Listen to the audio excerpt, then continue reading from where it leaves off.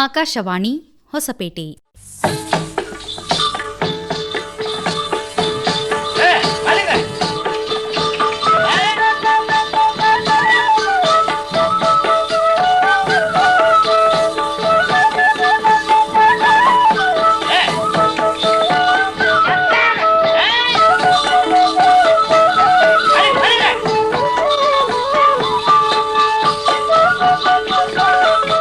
ಗ್ರಾಮಾಂತರಂಗ.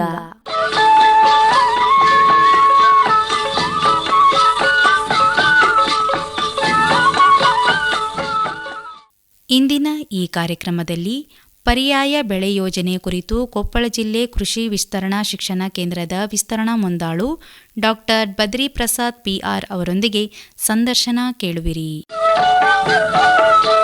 ನಮಸ್ಕಾರ ರೈತ ಬಾಂಧವರೇ, ಗ್ರಾಮಾಂತರಂಗ ಕಾರ್ಯಕ್ರಮಕ್ಕೆ ತಮಗೆಲ್ಲ ಸ್ವಾಗತ.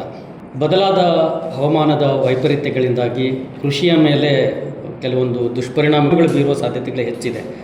ರೈತರು ಇತ್ತೀಚೆಗೆ ಈ ಥರದ ಒಂದು ಆತಂಕಗಳಿಗೆ ಒಳಗಾಗ್ತಾ ಇದ್ದಾರೆ. ಹವಾಮಾನದಲ್ಲಿ ಆಗ್ತಾ ಇರತಕ್ಕಂಥ ಬದಲಾವಣೆ, ಮಳೆಯ ಕೊರತೆ ಆಗಬಹುದು, ನೀರಿನ ಸಂಪನ್ಮೂಲದ ಲಭ್ಯತೆಯ ಸಮಸ್ಯೆ ಉಂಟಾಗ್ಬೋದು ಅನ್ನತಕ್ಕಂಥ ಆತಂಕಗಳು ಇದ್ದಾವೆ. ಆದರೆ ಇದೆಲ್ಲದಕ್ಕೂ ಯಾವುದೇ ಸಮಸ್ಯೆಗಳು ಬಂದರೂ ಸಹಿತ ಒಂದು ಪರಿಹಾರ ಅಂತ ಇರುತ್ತದೆ. ಅದು ಕೃಷಿಯ ಪದ್ಧತಿಯಲ್ಲಿ ಬದಲಾವಣೆಗಳನ್ನು ಮಾಡಿಕೊಳ್ಳೋದ್ರಿಂದ ಈ ಸಮಸ್ಯೆಗಳನ್ನು ಎದುರಿಸ್ಬೋದು ಅನ್ನುವಂಥದ್ದು ತಜ್ಞರ ಕಿವಿಮಾತುಗಳು ಸಹಿತ ಅಲ್ಲಲ್ಲಿ ಕೇಳಿಬರ್ತಾ ಇದೆ. ಈ ನಿಟ್ಟಿನೊಳಗಡೆಗೆ ಪರ್ಯಾಯ ಬೆಳೆ ಅಂತಕ್ಕಂಥದ್ದು ಒಂದು ಪದ್ಧತಿ ನಮ್ಮಲ್ಲಿ ಮೊದಲಿಂದಲೂ ಇತ್ತು. ಆದರೆ ಬದಲಾದ ದಿನಮಾನಗಳಲ್ಲಿ ಏಕ ಬೆಳೆಗೆ ಹೆಚ್ಚು ರೈತರು ಮುಂದಾಗ್ತಾ ಇದ್ದಾರೆ. ಆದರೆ ಕೆಲವೊಮ್ಮೆ ನೀರಿನ ಸಮಸ್ಯೆ, ಬೇರೆ ಬೇರೆ ಸಮಸ್ಯೆಗಳು ಉಂಟಾದಾಗ ನಾವು ಮತ್ತೆ ಪರ್ಯಾಯ ಬೆಳೆಗೆ ಹೋಗೋದು ಸೂಕ್ತ ಅಂತಕ್ಕಂಥದ್ದು ಸಹಿತನೂ ಕೆಲವು ಅನುಭವಿ ರೈತರುಗಳು ಮಾತಾಡ್ತಾರೆ, ತಜ್ಞರು ಮಾತಾಡ್ತಿದ್ದಾರೆ. ಇದರ ಮುಖ್ಯ ಉದ್ದೇಶ ಏನು, ಈ ಪರ್ಯಾಯ ಬೆಳೆ ಯೋಜನೆಯಿಂದ ರೈತರಿಗೆ ಯಾವ ರೀತಿ ಲಾಭ ಆಗ್ತದೆ, ಅನುಕೂಲವಾಗ್ತದೆ ಅನ್ನೋದ್ರ ಬಗ್ಗೆ ಇವತ್ತು ಮಾಹಿತಿಯನ್ನು ಮಾಡಿಕೊಡ್ಲಿಕ್ಕೆ ನಮ್ಮ ಜೊತೆಗಿದ್ದಾರೆ ಡಾಕ್ಟರ್ ಬದ್ರಿ ಪ್ರಸಾದ್ ಪಿಆರ್ ಅವರು. ಇವರು ಗಂಗಾವತಿಯ KVKಯ ಕೀಟಶಾಸ್ತ್ರದ ಸಹ ಪ್ರಾಧ್ಯಾಪಕರು. ಈಗ ಇವರು ಪ್ರಸ್ತುತ ಕೊಪ್ಪಳದ ಕೃಷಿ ವಿಸ್ತರಣಾ ಶಿಕ್ಷಣ ಕೇಂದ್ರದಲ್ಲಿ ವಿಸ್ತರಣಾ ಮುಂದಾಳುಗಳಾಗಿ ಸೇವೆಯನ್ನು ಸಲ್ಲಿಸ್ತಾ ಇದ್ದಾರೆ. ಸರ್, ತಮಗೆ ಈ ನಮ್ಮ ಕಾರ್ಯಕ್ರಮಕ್ಕೆ ಸ್ವಾಗತವನ್ನು ಬಯಸ್ತಾ ಇದ್ದೇನೆ. ನಮಸ್ಕಾರ ಎಲ್ಲ ರೈತ ಬಾಂಧವರಿಗೂ. ಸರ್, ಬಹಳ ಮುಖ್ಯವಾಗಿ ಇತ್ತೀಚೆಗೆ ಎಲ್ ನಿನೋದು ಒಂದು ಭಯ ಇದೆ. ಹವಾಮಾನದಲ್ಲಿ ವೈಪರೀತ್ಯಗಳಾಗ್ತಾ ಇದೆ, ಮುಂಗಾರಿನಲ್ಲಿ ಸಹಿತ ಒಂದಿಷ್ಟು ವೈಪರೀತ್ಯಗಳಾಗ್ತಾ ಇದೆ. ಇದು ಎಲ್ಲರಿಗೂ ಒಂದು ರೀತಿಯ ಭಯ ಶುರುವಾಗಿದೆ. ರೈತರಿಗೆ ಮಳೆಯ ಅಭಾವ ಆಗ್ತದೆ ಅಂತಕ್ಕಂಥ ಒಂದು ಮುನ್ಸೂಚನೆಯೂ ಇದೆ. ಇಂಥ ಸಂದರ್ಭದಲ್ಲಿ ರೈತರು ಏನೆಲ್ಲ ಮಾಡ್ಬೋದು ಅನ್ನೋದ್ರ ಬಗ್ಗೆ ಈ ಚರ್ಚೆಗಳು ಈಗ ಮುನ್ನೆಲೆಗೆ ಬರ್ತಾ ಇದೆ. ಹೌದು. ಈ ನಿಟ್ಟಿನೊಳಗಡೆಗೆ ನಮ್ಮ ಕೃಷಿಯ ಪದ್ಧತಿಗಳು ಹಿಂದೆ, ಮಧ್ಯಂತರದಲ್ಲಿ ಈಗ ಏನೇನು ಆಗ್ತಾ ಇದೆ, ನೀವು ಹೇಗೆ ಗ್ರಹಿಸ್ಕೊಳ್ತಾ ಇದ್ದೀರಿ, ಯಾವುದು ಸೂಕ್ತ ಪದ್ಧತಿ ಅಂತ ಹೇಳ್ತಾ ಇದ್ದೀರಿ? ಭಾಳ ಮುಖ್ಯವಾಗಿ ಈ ವರ್ಷದ ಆರಂಭದಲ್ಲೇ ತಜ್ಞರು ಎಚ್ಚರಿಸಿದ್ರು. ಪ್ರಾರಂಭದಲ್ಲಿ ಮಳೆ ಆಗುತ್ತೆ, ನಂತರದಲ್ಲಿ ಒಂದಷ್ಟು ಮುಂಗಾರು ವಿಳಂಬ ಆಗುತ್ತೆ. ಅಂದರೆ ಒಂದು ಸಮುದ್ರದ ಅಲೆಗಳ ಇದರಲ್ಲಿ ನಮ್ಮ ಗ್ಲೋಬಲ್ ವಾರ್ಮಿಂಗ್ ಅಂತ ನಾವೇನು ಕರಿತೀವಿ, ವಾತಾವರಣದಲ್ಲಿ ಉಷ್ಣಾಂಶ ಬದಲಾವಣೆಗೆ, ಇದಕ್ಕೆ ಅನುಗುಣವಾಗಿ ಒಂದು ಮಳೆಗಾಲ ಈ ಸಲ ವ್ಯತ್ಯಾಸ ಆಗುತ್ತೆ, ವ್ಯತ್ಯಯ ಉಂಟಾಗುತ್ತೆ ಅಂತ ಹೇಳಿದರು. ನಾವು ಅದನ್ನು ಇವತ್ತು ಅನುಭವಿಸ್ತಾ ಇದ್ದೀವಿ. ಅಂದರೆ ಪೂರ್ವ ಮುಂಗಾರಿನ ಪ್ರಾರಂಭದಲ್ಲಿ ಒಳ್ಳೆಯ ಮಳೆ ಆಯಿತು. ತದನಂತರ ಈಗ ಕಳೆದ 3-4 ವಾರಗಳಿಂದ ಮಳೆಯೇ ಇಲ್ಲದಿರುವಂಥ ಒಂದು ಪರಿಸ್ಥಿತಿ. ಈಗಾಗಲೇ ಬಿತ್ತಿರತಕ್ಕಂತಹ ಪೂರ್ವ ಮುಂಗಾರಿ ಬೆಳೆಗಳು ಬಾಡ್ತಕ್ಕಂಥ ಹಂತದಲ್ಲಿ ಇದೆ. ಕೆಲವು ಕಡೆ ಈಗಾಗಲೇ ಬಾಡಿರೋದು ಸಂಪೂರ್ಣವಾಗಿ ಒಣಗೋಗಿ ಅದನ್ನು ಹರಗ್ತಾ ಇರೋದನ್ನು ನಾವು ನೋಡ್ತಾ ಇದ್ದೀವಿ. ಹಾಗಿರುವಾಗ ಇಂತಹ ಒಂದು ವ್ಯವಸ್ಥೆ ಒಳಗೆ ನಾವು ಈಗ ಕೇಳಬೇಕಾದ್ದು ಅಥವಾ ಅರಿಬೇಕಾದಂಥದ್ದು ಪರ್ಯಾಯ ಬೆಳೆ ಯೋಜನೆ. ಇದು ಸಾಕಷ್ಟು ನಮಗೆ ಕಿವಿ ಮೇಲೆ ಈಗ ಬೀಳ್ತಾ ಇದೆ ಈ ಒಂದು ಯೋಜನೆಯ ಬಗ್ಗೆ. ಸೊ ಹಾಗಾಗಿ ಅದ್ರ ಬಗ್ಗೆ ಒಂದಷ್ಟು ರೈತರ ಬಾಂಧವರು ಅರಿವು ಮೂಡಿಸ್ಕೊಂಡ್ರೆ ಒಂದು ಚೆನ್ನಾಗಿ ಮುಂದಿನ ದಿನಗಳಲ್ಲಿ ಅಥವಾ ಮುಂದಿನ ಬರುವಂತಹ ವರ್ಷಗಳಲ್ಲಿ ಒಂದು ಯಶಸ್ವಿಯಾದಂಥ ಕೃಷಿಕರಾಗಲಿಕ್ಕೆ ಅನುಕೂಲ ಆಗುತ್ತೆ, ಸ್ವಾವಲಂಬಿ ಕೃಷಿಕರಾಗಲಿಕ್ಕೆ ಅವಕಾಶ ಆಗುತ್ತೆ ಅಂತ ಹೇಳ್ತೀವಿ. ಈ ಒಂದು ಪರ್ಯಾಯ ಬೆಳೆ ಯೋಜನೆ ಅಥವಾ ಪದ್ಧತಿ ಅಂತ ಹೇಳೋದು ಒಂದು ಸುಸ್ಥಿರವಾದಂತಹ ಅಥವಾ ಚೇತರಿಸ್ಕೊಳ್ಳಿಕ್ಕೆ ಸಾಧ್ಯವಾಗಂಥ ಏನಾದರೂ ಇಂತಹ ಅವಘಡಗಳಾದಾಗ, ಪ್ರಕೃತಿಯ ಒಂದು ವಿಕೋಪಗಳಿಗೆ ಎದುರಾದಾಗ ಅದರಿಂದ ಚೇತರಿಸ್ಕೊಳ್ಳಿಕ್ಕೆ ಆಗುವಂಥದ್ದು, ಮತ್ತು ಒಂದು ಲಾಭದಾಯಕ ಈ ಒಂದು ಪದ್ಧತಿಯನ್ನು ನಾವು ಅಳವಡಿಸ್ಕೊಂಡಿದ್ದೇ ಆದರೆ ಒಂದು ರೈತನಿಗೆ ಲಾಭ ಆಗ್ತಕ್ಕಂಥ ಒಂದು ಕೃಷಿ ತಂತ್ರ ಅಂತ ಕರೀಲಿಕ್ಕೆ ಸೂಕ್ತ ಆಗುತ್ತೆ. ಸೊ ಸಾಧಾರಣವಾಗಿ ನಾವು ಈ ಒಂದು ಯೋಜನೆಯ ಬಗ್ಗೆ ನಾವು ಹೋಗ್ಬೇಕು ಅಥವಾ ತಿಳ್ಕೊಳ್ಳೋ ಪರ್ಯಾಯ ಬೆಳೆ ಯೋಜನೆ ಅಂದರೆ ಏನು ಅಂತ ಸಾಧಾರಣವಾಗಿ ಕೇಳ್ತಾ ಇರ್ತಾರೆ. ಸೊ ಈ ಒಂದು ಪರ್ಯಾಯ ಬೆಳೆ ಯೋಜನೆ ಯಾವಾಗೆಲ್ಲ ನಾವು ಕಿವಿಗೆ ಬೀಳ್ತಾ ಇರುತ್ತೆ, ಮೊದಲನೇದಾಗಿ ಈ ಒಂದು ಕೃಷಿಯಲ್ಲಿ ಹವಾಮಾನ ಬದಲಾವಣೆಯಾದಾಗ ಅಥವಾ ಮಣ್ಣಿನ ಪ್ರಕಾರಗಳು, ಮಣ್ಣಿನ ವಿಧಗಳಲ್ಲಿ, ಅಂದರೆ ಕೆಲವು ಮಣ್ಣಿಗೆ ಸೂಕ್ತವಾಗಿರುತ್ತೆ ಕೆಲವು ಬೆಳೆಗಳು, ಕೆಲವಲ್ಲಿ ಆಗಿರೋದಿಲ್ಲ. ಅಂತಹ ಪದ್ಧತಿಗಳಿಗೆ ಸೂಕ್ತವಾದಂತಹ ಬೆಳೆ ಪದ್ಧತಿಗಳನ್ನು ಅಳವಡಿಸ್ಕೊಳ್ತಕ್ಕಂಥದ್ದು. ನೀರಿನ ಲಭ್ಯತೆ, ಆ ಒಂದು ಕೃಷಿಯ ಯೋಗ್ಯವಾದಂಥ ಭೂಮಿಯಲ್ಲಿ ನೀರು ಅಂತರ್ಜಲ ಎಷ್ಟಿದೆ ಅಥವಾ ಬೇರೆ ಪರ್ಯಾಯವಾದಂತಹ ನೀರಿನ ಮೂಲಗಳಿದೆಯಾ. ಹಾಗೆ ಮತ್ತು ಕೆಲವೊಂದು ಪ್ರದೇಶಗಳಲ್ಲಿ ಕೆಲವೊಂದು ಬೆಳೆಗಳಿಗೆ ಬೇಡಿಕೆ ಇರುತ್ತೆ, ಮಾರುಕಟ್ಟೆಯ ಬೇಡಿಕೆ. ಈ ಎಲ್ಲ ಬೆಳೆಗಳಿಗೂ ಏಕಕಾಲದಲ್ಲಿ ಎಲ್ಲ ಸಮಯದಲ್ಲೂ, ವರ್ಷದ ಎಲ್ಲ ಋತುವಿನಲ್ಲೂ ಬೆಲೆ ಸಿಗೋದಿಲ್ಲ. ಸೊ ಹಾಗಾಗಿ ಅಂತಹ ಸಂದರ್ಭಗಳಲ್ಲಿ ಬೆಳೆ ಹೆಚ್ಚಾದಾಗ, ಬೆಲೆ ಕುಸಿತ ಆದಾಗ, ಸೊ ಯಾವ ಬೆಳೆ ಪದ್ಧತಿಗಳನ್ನು ನಾವು ಹಾಕ್ಕೊಂಡ್ರೆ ಲಾಭ ಆಗುತ್ತೆ, ಯಾವ ಕಾಲಕ್ಕೆ ಯಾವ ಬೆಳೆಯನ್ನು ಬದಲಾಯಿಸ್ಕೊಳ್ಬೇಕು. ಸೊ ಇಂತಹ ಒಂದು ಪದ್ಧತಿಗೆ ಇವನ್ನೆಲ್ಲ ನಾವು ಗಮನದಲ್ಲಿಟ್ಕೊಂಡು ಅದಕ್ಕೆ ಸೂಕ್ತವಾಗ್ತಕ್ಕಂತಹ ಬೆಳೆಗಳನ್ನು, ಏಕ ಬೆಳೆಯ ಬದಲಾಗಿ ಹಲವಾರು ವೈವಿಧ್ಯಮಯ ಬೆಳೆಗಳನ್ನು, ಅಂದರೆ ಯಾವುದೇ ಹಂಗಾಮಿರಲಿ ಆ ಹಂಗಾಮಿನಲ್ಲಿ ಲಾಭ ಆಗ್ತಕ್ಕಂತಹ ಕೆಲವು ಬೆಳೆಗಳು ಅಥವಾ ನಷ್ಟ ಆಗ್ತಕ್ಕಂಥ ಬೆಳೆಗಳು, ಇವುಗಳನ್ನು ನಾವು ಮನದಟ್ಟು ಮಾಡಿಕೊಂಡು ಆ ಬೆಳೆಗಳ ಪರ್ಯಾಯ ಬೆಳೆಗಳನ್ನು ಅಥವಾ ಬೆಳೆ ಪದ್ಧತಿಗಳನ್ನು ಅಳವಡಿಸ್ಕೊಳ್ತಕ್ಕಂಥ ಒಂದು ಕಾರ್ಯವಿಧಾನಕ್ಕೆ ನಾವಿವತ್ತು ಪರ್ಯಾಯ ಬೆಳೆ ಯೋಜನೆ ಅಂತ ಕರ್ಕೊಳ್ತೀವಿ. ಈಗ ಒಂದು ಸರ್ ನನಗೆ, ಅಂದರೆ ನಮ್ಮ ರೈತರ ಹಿಂದಿನ ಕೃಷಿ ಪದ್ಧತಿಗಳನ್ನು ಗಮನಿಸಿದರೆ ಇದು ಜಾರಿಯಲ್ಲಿತ್ತು ಆರಂಭದಲ್ಲಿ. ಅಂದರೆ ಮುಂಗಾರಿಗೊಂದು ಬೆಳೆ, ಹಿಂಗಾರಿಗೊಂದು ಬೆಳೆ, ಮಿಶ್ರ ಬೆಳೆ ಇಂಥವೆಲ್ಲ ಮಾಡ್ತಾ ಇದ್ರು. ಇದನ್ನು ನಮ್ಮ ಹಿರಿಯರು ಮೊದಲಿಂದನೂ ಅಭ್ಯಾಸ ಮಾಡ್ಕೊಂಡು ಬಂದಿದ್ವಿ. ಹೌದು. ಆದರೆ ಯಾವಾಗ 1965ರ ಹಸಿರು ಕ್ರಾಂತಿ ಅಂತ ಬಂತೋ ಆಗ ಏಕ ಬೆಳೆಯಲ್ಲಿ ಅಧಿಕ ಇಳುವರಿಯನ್ನು ಪಡ್ಕೊಳ್ಬೋದು ಅನ್ನೋ ಒಂದು ರೈತರ ತಲೆಗೆ ಹೋಯ್ತದೆ. ಸೊ ಆ ಒಂದು ಕಾನ್ಸೆಪ್ಟ್ ಯಾವಾಗ ಬಂತೋ ಅಲ್ಲಿಂದ ಆಚೆಗೆ ರೈತರು ಕೇವಲ ಒಂದೇ ಬೆಳೆಗೆ ಜೋತು ಬಿದ್ದರು. ಹಸಿರು ಕ್ರಾಂತಿಯ ಒಂದು ಪರಿಣಾಮದಲ್ಲಿ ಏಕ ಬೆಳೆಗೆ, ಅಂದರೆ ಅಧಿಕವಾದಂಥ ಇಳುವರಿ ಬರುತ್ತೆ, ಅಧಿಕವಾದಂಥ ಲಾಭ ಬರುತ್ತೆ. ಹಾಗಾಗಿ ಏಕ ಬೆಳೆಯನ್ನು ಬೆಳೆದು ಹೆಚ್ಚು ಲಾಭ ಮಾಡ್ಕೊಳ್ಬೋದು ಅನ್ನೋವಂಥ ಪದ್ಧತಿ ಅಲ್ಲಿಂದ ಜಾರಿಗೆ ಬಂದಿತ್ತು. ನಾವು ಕೆಲವೊಂದು ಪ್ರದೇಶಗಳನ್ನು ನೋಡ್ತಾ ಇರಬೇಕು, ಎಲ್ಲವರೆಗೂ ನೋಡಿದ್ರು ಮೆಕ್ಕೆಜೋಳ ಅಥವಾ ಎಲ್ಲಿ ನೋಡಿದ್ರು ಭತ್ತದ, ನೀವು ಇದಕ್ಕೆ ಅಚ್ಚುಕಟ್ಟು ಪ್ರದೇಶಕ್ಕೆ ಹೋದರೆ ಭತ್ತ, ಇಲ್ಲವೇ ಕಬ್ಬು, ಈ ಥರದ ಏಕ ಬೆಳೆಯನ್ನು ನಾವು ನೋಡ್ತೀವಿ. ಆದರೆ ಈಗಲೂ ಕೆಲವು ಸಾಂಪ್ರದಾಯಿಕ ರೈತರಿಗೆ, ಏನು ಹಳೆ ಕಾಲದವರಂತ ನಾವೇನು ಹೇಳ್ತೀವಿ, ಈಗಲೂ ಅಷ್ಟು ಜಾಗವನ್ನು ಇವತ್ತಿಗೂ ಆ ಒಂದು ಪರ್ಯಾಯ ಬೆಳೆಗಳಿಗೆ ಅಷ್ಟು ಮಾಡ್ಕೊಂಡಿರ್ತಕ್ಕಂಥ ಏಕ ಬೆಳೆ ಪದ್ಧತಿಯಿಂದ ಆಗುವ ನಷ್ಟಗಳು ಏನೇನು ಸರ್? ಬಹಳ ಮುಖ್ಯವಾಗಿ ಪರಿಸರದ ಮೇಲೆ ಅಥವಾ ರೈತನಿಗೆ ಆರ್ಥಿಕವಾಗಿ ಮಣ್ಣಿನ ಮೇಲೆ ನಾವು ಗಮನಿಸ್ತಾ ಹೋದಾಗ ಏಕ ಬೆಳೆ ಅಂದ ತಕ್ಷಣ ನಮ್ಮದೊಂದು ಏನು ಬರುತ್ತೆ, ಅದರಲ್ಲಿ ಜಾಸ್ತಿ ಇಳುವರಿ ಪಡ್ಕೊಳ್ಬೇಕು ಅಂತ ನಾವು ಹೋಗ್ತೀವಿ. ಸೊ ಆ ಒಂದು ಧಾವಂತದಲ್ಲಿ ಏನಾಗುತ್ತೆ, ಮೊದಲನೇದಾಗಿ ಏಕ ಬೆಳೆ ಅಂದ ತಕ್ಷಣ ಯಾವುದೇ ಒಂದು ಪ್ರಾಕೃತಿಕ ವಿಕೋಪಗಳು ಬಂತು ಅಂತ ಹೇಳಿದ್ರೆ ಮೊದಲು ಅಷ್ಟು ಬೆಳೆಯನ್ನು ನಾವು ಕಳ್ಕೊಳ್ತಕ್ಕಂಥದ್ದು ಮೊದಲನೇದು. ಅಂದರೆ ಹೆಚ್ಚು ಮಳೆ ಬರಲಿ ಅಥವಾ ಬರ ಬರಲಿ, ಸಂಪೂರ್ಣವಾದ ಬೆಳೆ, ಯಾಕೆಂದರೆ ಒಂದೇ ಬೆಳೆ ದೊಡ್ಡ ಮಟ್ಟದಲ್ಲಿ ನಷ್ಟ ಆಗುತ್ತೆ. ಎರಡನೇದಾಗಿ ಸಂಪೂರ್ಣವಾಗಿ ಒಂದೇ ಬೆಳೆ ಇರೋದ್ರಿಂದ ಆ ಬೆಳೆಗೆ ಯಾವುದೇ ಒಂದು ರೋಗ ಅಥವಾ ಕೀಟ ದಾಳಿ ಇಟ್ಟಾಗ ಸಂಪೂರ್ಣವಾದ ಇಳುವರಿಯನ್ನು ನಾವು ಕಳ್ಕೊಳ್ತೀವಿ, ಯಾಕೆಂದರೆ ಬೇರೆ ಬದಲಾವಣೆಗೆ ನಮಗೆ ಅವಕಾಶನೇ ಇರೋದಿಲ್ಲ. ಹಾಗಾಗಿ ಕೆಲವು ಸಲ ಬೆಳೆ ತುಂಬ ಚೆನ್ನಾಗಿ ಬರ್ತಾ ಇರುತ್ತೆ, ಕೀಟಗಳು ಆಕಸ್ಮಿಕವಾಗಿ ಒಂದು ಪ್ರಾಕೃತಿಕ ವೈಕೋಪದಿಂದನೂ ಸಹ ಅವುಗಳ ಸಂಖ್ಯೆ ಜಾಸ್ತಿ ಉಲ್ಬಣ ಆಗ್ತಾ ಹೋಗುತ್ತೆ. ಆಗಲೂ ಸಹ ನಾವು ಸಂಪೂರ್ಣವಾದಂಥ ಬೆಳೆಯನ್ನು ಕಳ್ಕೊಳ್ತಾ ಹೋಗ್ತೀವಿ. ಮೂರನೇದಾಗಿ ಈ ಒಂದು ಬೆಳೆಯಲ್ಲಿ ನಾವು ಪೋಷಕಾಂಶಗಳ ಒಂದು ಪರಿಚಲನೆ ಅಂತ ಹೇಳ್ತೀವಿ. ಅಂದರೆ ಮಣ್ಣಿನಲ್ಲಿ ಆ ಪೋಷಕಾಂಶಗಳು ಸಂಚಲನೆ ಆಗ್ತಾ ಇರ್ಬೋದು. ಕೇವಲ ಈಗ ಭತ್ತ ಅಂತ ತಗೊಂಡಾಗ ಭತ್ತದಲ್ಲಿ ಬೇರುಗಳು ಭಾಳ ಆಳಕ್ಕೆ ಹೋಗೋದಿಲ್ಲ. ಆದರೆ ನಾವು ಯಾವುದೇ ಒಂದು ರಾಸಾಯನಿಕ ಗೊಬ್ಬರವನ್ನಾಗಲಿ ಅದನ್ನು ಬಳಸಿದಾಗ ಬೇರಿನ ಆಳಕ್ಕೆ ಇಳಿದಿರುತ್ತೆ, ಮಣ್ಣಿನ ಆಳದ ಪದರಗಳಿಗೆ ಹೋಗಿರುತ್ತೆ. ಏಕ ಬೆಳೆ ಭತ್ತ ಅಥವಾ ಮೆಕ್ಕೆಜೋಳ ಇಂಥ ಧಾನ್ಯಗಳನ್ನು ಬೆಳೆಯೋದ್ರಿಂದ ಏನಾಗುತ್ತೆ, ಆ ಒಂದು ಪೋಷಕಾಂಶಗಳು ಮಣ್ಣಿನಲ್ಲೇ ಉಳ್ಕೊಳ್ತಾ ಇರುತ್ತೆ. ಅದು ಪ್ರತಿ ವರ್ಷವೂ ಹಂಗೆ ಸೇರ್ತಾ ಹಲವಾರು ಸಂದರ್ಭಗಳಲ್ಲಿ ಅದು ಉಪ್ಪಿನ ಅಂಶ ಅಥವಾ ಲವಣಾಂಶಗಳು ಜಾಸ್ತಿಯಾಗಿ ಮಣ್ಣು ಸವಳಾಗ್ತಕ್ಕಂಥದ್ದನ್ನು ನಾವು ನೋಡ್ತಾ ಇರ್ತೀವಿ. ಸೊ ಇವೆಲ್ಲವೂ ರೈತನಿಗೆ ಹೊರೆಯಾಗ್ತಕ್ಕಂಥವು. ಮತ್ತು ಇನ್ನೊಂದೇನಾಗುತ್ತೆ, ಈಗಾಗಲೇ ದ್ವಿದಳ ಧಾನ್ಯಗಳು ಮತ್ತು ಎಣ್ಣೆಕಾಳು ಬೆಳೆಗಳು, ನಾವು ಊಟದಲ್ಲಿ ಸಮತೋಲನ ಆಹಾರ ಅಂತ ಹೇಳ್ತೀವಿ. ಮಣ್ಣಿಗೆ ಹೇಗೆ ಸಮತೋಲನವಾದಂಥ ಬೆಳೆಗಳು ಅಥವಾ ಪೋಷಕಾಂಶಗಳು ಬೇಕೋ ಹಾಗೆ ನಮ್ಮ ಆಹಾರದಲ್ಲೂ ಸಹ ಸಮತೋಲನವಾಗಿರಬೇಕು. ಅದರಲ್ಲಿ ಎಣ್ಣೆಕಾಳುಗಳಿರಬೇಕು, ಪ್ರೋಟೀನ್ ಇರಬೇಕು, ಕಾರ್ಬೋಹೈಡ್ರೇಟ್ಸ್, ಎಲ್ಲವನ್ನು ನಾವು ಹೇಗೆ ಹೇಳ್ತೀವಿ ಹಾಗೆ ಅವೆಲ್ಲವೂ ಅವಶ್ಯಕತೆ ಇದೆ. ಆದರೆ ಕೇವಲ ಏಕದಳ ಧಾನ್ಯಗಳನ್ನೇ ಹೆಚ್ಚಾಗಿ ಬೆಳೀತಾ ಹೋಗ್ತಾನೆ ರೈತ, ಯಾಕೆಂದರೆ ಜಾಸ್ತಿ ಹಣ ಬರುತ್ತದೆ ಅಂತೇಳಿ. ಹಾಗಾಗಿ ನಾವು ಇವತ್ತಿನ ದಿವಸ ನಮ್ಮ ದೇಶದಲ್ಲಿ ದ್ವಿದಳ ಧಾನ್ಯ ಮತ್ತು ಎಣ್ಣೆಕಾಳು ಬೆಳೆಗಳಿಗೆ ನಾವು ಬೇರೆ ದೇಶದಿಂದ ಆಮದು ಮಾಡ್ಕೊಳ್ತಕ್ಕಂಥ ಪರಿಸ್ಥಿತಿ ಇದೆ. ಸೊ ಹಾಗಾಗಿ ಈ ಬೆಳೆಯ ಪರಿವರ್ತನೆಯನ್ನು ನಾವು ಮಾಡಿದಾಗ, ಬೆಳೆಯ ಸಂಯೋಜನೆಗಳನ್ನು ನಾವು ಸರಿಯಾಗಿ ಮಾಡಿಕೊಂಡಾಗ ನಮ್ಮನ್ನು ನಾವು ಅಥವಾ ನಮ್ಮ ದೇಶವನ್ನು ಸಹ ಸ್ವಾವಲಂಬಿ ಆಗಲಿಕ್ಕೆ ಇದು ಸಹಕಾರಿ. ಕಚ್ಚಾ ಪದಾರ್ಥಗಳು ನಮ್ಮಲ್ಲೇ ಸಿಗುತ್ತೆ, ಎಲ್ಲ ಧಾನ್ಯಗಳು ನಮ್ಮಲ್ಲೇ ಬೆಳೆಯುವಂತಾಗುತ್ತೆ. ಹಾಗಾಗಿ ರೈತನಿಗೂ ಅಷ್ಟೇ, ಯಾವುದೇ ಒಂದು ಬೆಳೆಯಲ್ಲಿ ನಷ್ಟ ಆದರೆ ಮತ್ತೊಂದು ಬೆಳೆ ಆತನ ಕೈ ಹಿಡಿಲಿಕ್ಕೆ ಸಹಾಯ ಆಗುತ್ತೆ. ಸೊ ಈ ಥರದ ಒಂದು ನಷ್ಟಗಳು ಇರುವಾಗ ಪರ್ಯಾಯ ಬೆಳೆ ಯೋಜನೆಗೆ ಹೋಗೋದು ಭಾಳ ಸೂಕ್ತ ಆಗುತ್ತೆ. ಯಾಕೆ ಬೇಕು ಅಂತ ನಾವು ಅಂದ್ಕೊಂಡಾಗ ನಾನು ಈಗಾಗಲೇ ಹೇಳ್ದಂಗೆ ಹವಾಮಾನ ವೈಪರೀತ್ಯ.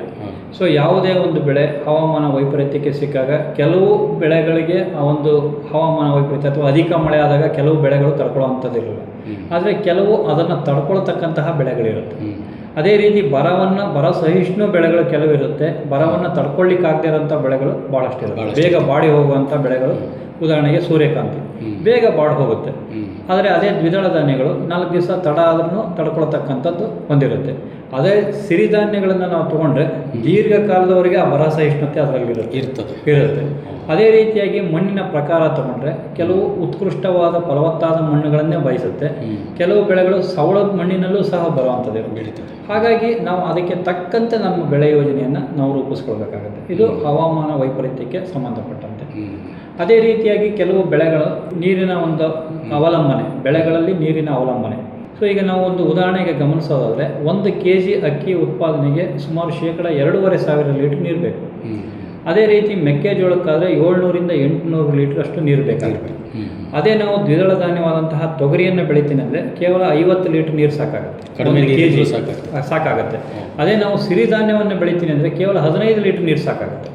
ಹಾಗಾಗಿ ಆ ನೀರಿನ ಲಭ್ಯತೆ ವರ್ಷದಿಂದ ನಮಗೆ ಯಾವ ರೀತಿಯಾಗಿ ಸಿಗುತ್ತೆ, ಮುಂಗಾರಿನಲ್ಲಿ ಮಳೆ ಯಾವ ರೀತಿಯಾಗಿ ಬದಲಾಗ್ತಾ ಇರುತ್ತೆ, ಹಾಗೆ ನಮ್ಮ ಬೆಳೆಯನ್ನು ನಾವು ಬದಲಾಯಿಸ್ಕೊಳ್ಬೇಕು. ಕೇವಲ ಭತ್ತ ಅಂತ ನಿಂತ್ಕೊಳ್ಳೋದ್ರ ಬದಲು ಯಾವಾಗ ಮುಂಗಾರು ವಿಳಂಬ ಅನ್ನುವಂಥ ಲಕ್ಷಣ ಕಾಣುತ್ತೆ, ಸಿರಿಧಾನ್ಯಗಳನ್ನು ದ್ವಿದಳ ಧಾನ್ಯಗಳನ್ನು ನಾವು ಬೆಳ್ಕೊಂಡಾಗ ನೀರಿನ ಅವಶ್ಯಕತೆ ಕಡಿಮೆ ಇರುತ್ತೆ, ನಮಗೆ ತಕ್ಕಂತಹ ಬೆಲೆ ರೈತನ ಶ್ರಮಕ್ಕೆ ಸಿಗುತ್ತೆ. ಸೊ ಅದು ಭಾಳ ಮುಖ್ಯ ಆಗುತ್ತೆ.